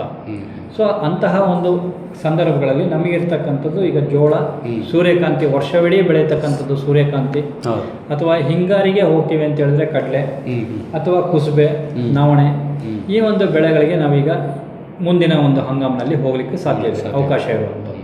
ಸೊ ಅಂತಹ ಬೆಳೆಗಳನ್ನೇ ನಾವು ಆಯ್ಕೆ ಮಾಡ್ಕೊಳ್ಳೋದು ಮುಖ್ಯವಾಗುತ್ತೆ. ಇದಲ್ಲದೆ ನಮ್ಮ ರೈತರಿಗೆ ಏನಾದರೂ ಕಿವಿ ಮಾತು ಹೇಳಲಿಕ್ಕೆ ಬಯಸ್ತಾರೆ ಸರ್? ಈಗ ಅಂದರೆ ಹಿಂದೆ ಎಲ್ಲ ಕೆಲವೊಂದು ಹವಾಮಾನ ಋತುಮಾನಗಳಿಗೆ ಅನುಗುಣವಾಗಿ ಹಿಂದಿನ ರೈತರು ತಾವು ಮಾಡ್ತಂಥ ಕೃಷಿ ಪದ್ಧತಿನೇ ಬೇರೆ. ಮಧ್ಯಂತರದಲ್ಲಿ ಕಮರ್ಷಿಯಲ್ ಆಗಿರ್ತಕ್ಕಂಥ ಕೃಷಿ ವ್ಯವಸ್ಥೆ ಒಳಗಡೆಗೆ ರೈತರ ಬೆಳೆ ಪದ್ಧತಿಗಳು ಚೇಂಜಸ್ ಆಗಿದೆ. ಈಗ ಮತ್ತೆ ನಾವು ಪಾರಂಪರಿಕ ಹಿಂದಿನ ಕೃಷಿ ಪದ್ಧತಿಗೆ ಹೋಗೋದು ಸೂಕ್ತ ಅಂತ ಕೆಲವೊಂದು ಸಂದರ್ಭಗಳಲ್ಲಿ, ಯಾಕೆಂದರೆ ನಾವು ಯಾವಾಗಲೂ ಹೇಳೋದಷ್ಟೇ ಹಳೆ ಬೇರು ಹೊಸ ಚಿಗುರು, ಯಾವುದನ್ನು ಅದನ್ನು ಇಟ್ಕೊಂಡೇ ನಾವು ಯಾವುದನ್ನು ಮಾಡಬೇಕು ಅಂತ ಹೇಳ್ತೀವಿ. ಇವತ್ತು ನೋಡಿ, ಇವತ್ತಿನ ಪರಿಸ್ಥಿತಿ ಬಂದಾಗ ನಮಗೆ ಹಳೇದು ನೆನಪಾಗುತ್ತೆ. ಇಂತಹ ಒಂದು ತಂದಿದ್ದ ಹಂತದಲ್ಲಿ ನಮಗೆ ಹಳೇದೆಲ್ಲ ನೆನಪಾಗುತ್ತೆ. ಈಗ ಎಲ್ಲವೂ ನೀರು ಅಥವಾ ವಾತಾವರಣ ಎಲ್ಲವೂ ಚೆನ್ನಾಗಿದ್ದಾಗ ನಮಗೇನು ಅನಿಸಲ್ಲ, ಆದರೆ ಈ ಥರ ವೈಪರೀತ್ಯಗಳಾದಾಗ ನಮಗೆ ಹಳೇದು ನೆನಪಾಗುತ್ತೆ. ಮುಖ್ಯವಾಗಿ ನೋಡಿ, ಹಲವಾರು ತಳಿಗಳು ಇವತ್ತು ನಮ್ಮ ಸಾಂಪ್ರದಾಯಿಕ ಅಥವಾ ಜವಾರಿ ಬೀಜಗಳು ಅಥವಾ ದೇಸಿ ಬೀಜಗಳಂತ ಏನು ಹೇಳ್ತೀವಿ, ಅದರಲ್ಲಿ ಪರಸಹಿಷ್ಣುತೆ ಇದೆ, ಕೀಟಗಳನ್ನು ರೋಗಗಳನ್ನು ತಡ್ಕೊಳ್ತಕ್ಕಂಥ ಶಕ್ತಿ ಇದೆ, ಅಲ್ಪ ನೀರಿನಲ್ಲಿ ಬೆಳೀತಕ್ಕಂಥ ಒಂದು ಇದಿದೆ. ಅಂಥವೆಲ್ಲ ತಳಿಗಳನ್ನು ನಾವು ಇವತ್ತು ಮರೆತು ಹೋಗಿದ್ದೀವಿ. ಅಂಥ ಬೀಜಗಳನ್ನು ಇವತ್ತು ಉದಾಹರಣೆಗೆ ಮಿಂಚೆಸರು ಅಂತ ಹೇಳ್ತೀವಿ. ಮೊದಲು 6 ತಿಂಗಳು ಬರ್ತಕ್ಕಂಥ ಹೆಸರಿತ್ತು. ಅಂತಹ ಹೆಸರಿನ ತಳಿಗಳು ಇವತ್ತು ನಶಿಸಿ ಹೋಗಿದೆ, ಸಂಪೂರ್ಣವಾಗಿ ನಶಿಸಿ ಹೋಗಿದೆ. ಎಲ್ಲೋ ಕೆಲವು ರೈತರು ಅದನ್ನು ಪೋಷಿಸ್ತಾ ಇದ್ದಾರೆ. ಅದೇ ರೀತಿಯಾಗಿ ತೊಗರಿ, ಎಲ್ಲ ನಮ್ಮ ಹಳೆಯ ಎಲ್ಲ ಬೆಳೆಗಳಲ್ಲಿ ಜವಾರಿ ಬೀಜಗಳು ಇದ್ದೇ ಇದೆ. ಸೊ ಇವತ್ತು ಅಂತಹ ಬೀಜಗಳನ್ನು ನಾವು ಇವತ್ತು ಹುಡುಕಿ ಹೆಕ್ಕಿ ತರಬೇಕಾಗಿದೆ. ಅಂತಹ ಬೆಳೆಗಳನ್ನು ನಾವು ಬೆಳ್ಕೊಂಡಾಗ ಯಾವುದೋ ನೆಲದಲ್ಲಿ ಒಣಗದಂಗೆ ಕಾಣ್ತಾ ಇರ್ತವೋ, ಒಂದೇ 4 ಹನಿ ಮಳೆ ಬಿತ್ತು ಅಂದರೆ ಮತ್ತೆ ಚಿಗುತ್ತು ನಮಗೆ ಇಳುವರಿಯನ್ನು ಕೊಡ್ತಕ್ಕಂಥ ಸಾಮರ್ಥ್ಯವನ್ನು ಅವು ಹೊಂದಿದೆ. ಅವು ರಸಗೊಬ್ಬರವನ್ನು ಬೇಡೋದಿಲ್ಲ, ಕೀಟ ರೋಗ ಬಾಧೆ ಇರೋದಿಲ್ಲ, ಆದರೂ ನಮಗೆ ಇಳುವರಿಗೆ ಗ್ಯಾರಂಟಿಯನ್ನು ಕೊಡ್ತವೆ. ಸೊ ಅಂತಹ ಒಂದು ತಳಿಗಳ ಸಂಶೋಧನೆ ನಮಗೆ ಇವತ್ತು ಅತ್ಯಗತ್ಯ ಆಗಿದೆ. ಸರ್, ಕೊನೆಯದಾಗಿ ನಾನು ಇನ್ನೊಂದು ಪ್ರಶ್ನೆಯನ್ನು ಕೇಳಿಬಿಡ್ತೀನಿ. ಸಮಯ ಆಗ್ತಾ ಬರ್ತಾ ಇದೆ ನಮ್ಮ ಈ ಕಾರ್ಯಕ್ರಮದ ಅವಧಿದು. ಈಗ ತಮ್ಮ ಕೃಷಿ ವಿಸ್ತರಣಾ ಶಿಕ್ಷಣ ಕೇಂದ್ರದ ವತಿಯಿಂದ, ವಿಶ್ವವಿದ್ಯಾಲಯಗಳ ವತಿಯಿಂದ, ಕೃಷಿ ಇಲಾಖೆ, ತೋಟಗಾರಿಕೆ ಇಲಾಖೆ, ಇವರೆಲ್ಲರೂ ಸಹ ಸೇರಿಕೊಂಡು ರೈತರನ್ನು ಈ ರೀತಿ ಎಜುಕೇಟ್ ಮಾಡುವ ನಿಟ್ಟಿನಲ್ಲಿ ಯಾವ ರೀತಿ ಕ್ರಿಯಾ ರೂಪಕ್ಕೆ ತೊಡಕೊಂಡಿದ್ದಾರೆ ಅಂತಕ್ಕಂಥದ್ದು, ಮತ್ತು ಈ ರೈತರು ಹೇಗೆ ಸ್ಪಂದಿಸ್ತಾ ಇದ್ದಾರೆ ಈ ನಿಟ್ಟಿನೊಳಗಡೆಗೆ, ನಿಮಗೆ ಹೇಗೆ ಅದು ಫೀಡ್ಬ್ಯಾಕ್ ಇದೆ ಅಂತ? ನಮ್ಮ ಇವತ್ತಿನ ದಿವಸ ನಾವೀಗಾಗಲೇ ನಮ್ಮ ಕೃಷಿ ವಿಜ್ಞಾನಗಳ ವಿಶ್ವವಿದ್ಯಾಲಯ ರಾಯಚೂರಿನ ವತಿಯಿಂದ ಈ ಒಂದು ಸಾಂಪ್ರದಾಯಿಕ, ಈಗ ಕೃಷಿ ಇಲಾಖೆಯಿಂದನೂ ಈ ಕಾರ್ಯಕ್ರಮ ನಡೀತಾ ಇದೆ. ಎಲ್ಲೆಲ್ಲಿ ಈ ಒಂದು ಜವಾರಿ ಬೀಜಗಳು, ದೇಸಿ ಬೀಜಗಳಿದೆ, ಅವುಗಳನ್ನು ಸಂರಕ್ಷಣೆ ಮಾಡಬೇಕು, ಅವುಗಳನ್ನು ಮತ್ತೆ ಬೆಳಕಿಗೆ ತರಬೇಕು, ಈ ಒಂದು ಕಾರ್ಯ ನಮ್ಮಲ್ಲಿಂದನೂ ನಡೀತಾ ಇದೆ. ಅವುಗಳಲ್ಲಿ ರೈತರಿಗೆ ಪ್ರೋತ್ಸಾಹಿಸಲಿಕ್ಕೆ, ಯಾರ ಹತ್ರ ಅಂಥ ಬೀಜಗಳಿದೆ ಅವ್ರನ್ನ ಗುರುತಿಸಿ ಅವ್ರನ್ನ ನೋಂದಾಯಿಸಲಿಕ್ಕೆ, ಅವ್ರನ್ನ ಬೆಳಕಿಗೆ ತರಲಿಕ್ಕೆ ಇವತ್ತು ನಮ್ಮ ಸಸ್ಯ ತಳಿ ಬೆಳೆ ಪ್ರಾಧಿಕಾರ ಏನಿದೆ ನವದೆಹಲಿಯಲ್ಲಿ PPVFRA ಅಂತ ಹೇಳಿದೆ. So protection of plant varieties act ಏನಿದೆ, ಅದರ ಅಂಡರ್ ಇಂತಹ ರೈತರಿಗೆ ನಾವು ಗೌರವಧನವನ್ನು ಕೊಡ್ತಕ್ಕಂಥ ಒಂದು ಜಾರಿಯಲ್ಲಿದೆ. ಪ್ರೋತ್ಸಾಹಧನ ಅಂತ ಹೇಳ್ತೀವಿ ನಾವು. ಸೊ ಸುಮಾರು 10 ಲಕ್ಷ ರೂಪಾಯಿಗಳ ಒಂದು ಪ್ರೋತ್ಸಾಹಧನ ಕೊಡ್ತಕ್ಕಂಥ ಯೋಜನೆ ಸಹ ಇದೆ, ಅಂಥ ಒಂದು ತಳಿಗಳನ್ನು ಗುರುತಿಸಿ ಅವುಗಳನ್ನು ನೋಂದಣಿ ಮಾಡಿಸಲಿಕ್ಕೆ. ಸೊ ಆ ಯೋಜನೆಯಲ್ಲಿ ಸಹ ನಡೀತಾ ಇದೆ. ಮತ್ತು ನಮ್ಮ ಕೃಷಿ ವಿಸ್ತರಣಾ ಶಿಕ್ಷಣ ಕೇಂದ್ರದಿಂದ ನಿರಂತರವಾಗಿ ಇಂಥ ರೈತರಿಗೆ ಒಂದು ಜ್ಞಾನವನ್ನು ತುಂಬಲಿಕ್ಕೆ ತರಬೇತಿಗಳು ನಡೀತಾ ಇದೆ. ಈ ಒಂದು ಹಂತದಲ್ಲಿ ಇವತ್ತು ನಾವು ಸಾವಯವ ಸಂವಾದ ಅಂತೇಳಿ ಮಾಡಿದ್ವಿ. ಸೊ ಅದರಲ್ಲಿ ಸುಮಾರು 400 ಜನ ರೈತರು ಭಾಗವಹಿಸಿದ್ರು. ಮತ್ತು ನಿರಂತರವಾಗಿ ಈಗ ಪರ್ಯಾಯ ಬೆಳೆ ಯೋಜನೆ ಈ ಒಂದು ಅಭಿಯಾನವನ್ನೇ ಹಮ್ಮಿಕೊಂಡಿದ್ದೀವಿ. ಪ್ರತಿನಿತ್ಯ ಒಂದಲ್ಲ ಒಂದು ಕಡೆ ಇವತ್ತಿನ ಒಂದು ಕಾರ್ಯಕ್ರಮ ಸಹ ಅದರ ಮೇಲೆ ಇದೆ. ಹಾಗಾಗಿ ನಿತ್ಯ ನಿರಂತರವಾಗಿ ಈ ತರಬೇತಿಗಳನ್ನು ನಾವು ನಡೆಸ್ತಾನೆ ಇದ್ದೀವಿ, ರೈತರಿಗೆ ಮನವರಿಕೆಯನ್ನು ಮಾಡಿಕೊಡ್ತಾ ಇದ್ದೀವಿ. ಸೊ ಇದೇ ಥರದ ಮಾಧ್ಯಮಗಳ ಮುಖಾಂತರ ಮಾಹಿತಿ ನೀಡ್ತಕ್ಕಂಥದ್ದು ಇವೆಲ್ಲವೂ ನಿರಂತರವಾಗಿ ನಡ್ಕೊಂಡು ಹೋಗ್ತಾ ಇದೆ. ಸರ್, ಯುವ ರೈತರ ಪಾಲ್ಗೊಳ್ಳುವಿಕೆ ಪ್ರಮಾಣ ಹೇಗಿದೆ ಸರ್? ಈ ಥರದ ಬದಲಾದ ಸ್ಥಿತ್ಯಂತರ ಕಾಲಘಟ್ಟದೊಳಗಡೆಗೆ ಅವರ ಮನಸ್ಥಿತಿಗಳು ಹೇಗಿದೆ? ಮೊದಲೊಂದು ಕಾಲ ಇತ್ತು, ಯಾರು ಓದಲ್ಲ ಮನೆಯಲ್ಲಿ, ಕನಿಷ್ಠ ವಿದ್ಯಾಭ್ಯಾಸದವನು ವ್ಯವಸಾಯಕ್ಕೆ ಬರಬೇಕು, ಚೆನ್ನಾಗಿ ಓದ್ದವನು ನೌಕರಿಗೆ ಹೋಗ್ಬೇಕಂತಿತ್ತು. ಆದರೆ ಇತ್ತೀಚೆಗೆ ಇವತ್ತು ಕಾಲ ಬದಲಾಗಿದೆ. ಇವತ್ತು ಹಲವಾರು ಡಿಜಿಟಲ್ ಅಗ್ರಿಕಲ್ಚರ್ ಅಂತ ಏನು ಬರ್ತಾ ಇದೆ, ಅದಕ್ಕೆ ಅಗತ್ಯ ಇರತಕ್ಕಂಥದ್ದು ವಿದ್ಯಾವಂತರೇ.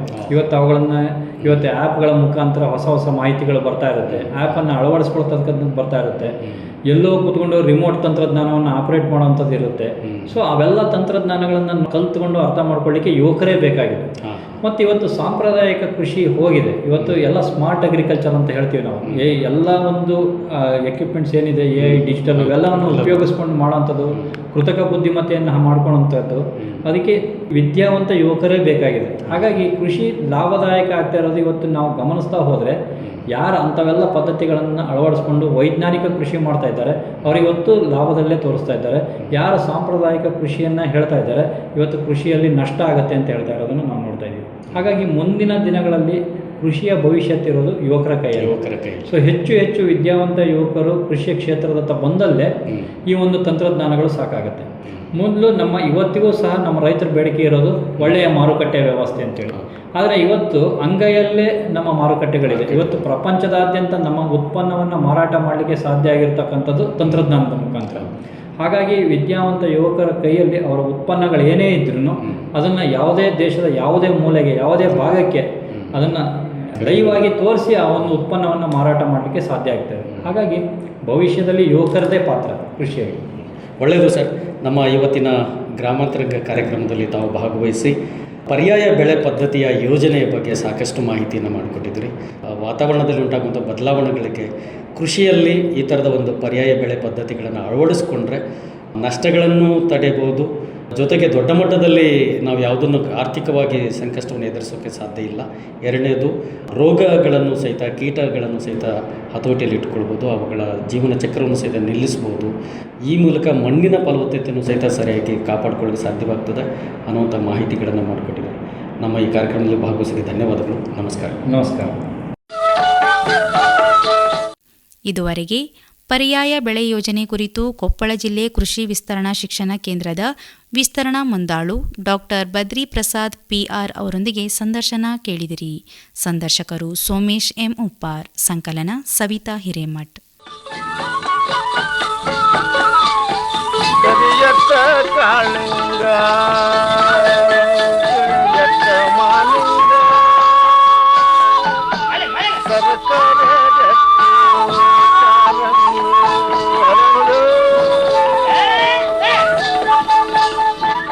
ಗ್ರಾಮಾಂತರಂಗ ಪ್ರಸಾರವಾಯಿತು.